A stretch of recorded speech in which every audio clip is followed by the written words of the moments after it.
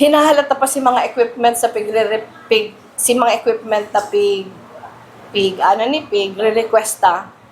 Hopefully, ang sabi sa Tukan DBM, na-delay lang sinda, pero hopefully first quarter of 2026 matauna.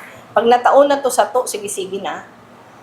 Igwa din na mga, pero siguro, kung puton ako, ano si pinakabuod kan si na-achieve ta, si pag-ayos talaga kang governance. Data pa na-achieve ka, bus. Pero paduma na kita. Si may naga-up, si pag-launch ka may naga-up, dako lang ano man na bagay. Dahil si mga napapabayaan na services na bring to our attention. Ngunya na taon ang plano ta, mas gulpi ang pagbaba ta. Ngunya kaya garo, ippapadarara sa to si mga reklamo. Pero ngunya na taon, starting January, si City Hall team, talaga ito mga problematic na areas mababa. Para mahiling first hand si mga problema.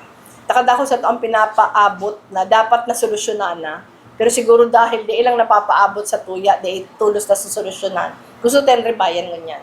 Ang example dyan, Ining Liberty digdi sa Kararayan, grabe ang kondisyon, pero pupunduhan na yan. Pupunduhan na yan kang housing department, si pag-ayos. So, ang pondong itatao dyan, pag-ayos kang mga tinampo, pag-ayos kang drainage, pag-ibo ni multipurpose hall. So, hopefully, after this, masubmit naman si iba pa. Pa-purchase kita, naglaog na kita sa salong agreement with the Abella family. Itong salong Gigi site, hihiwasan na to para madagdagan pa si relocation sites.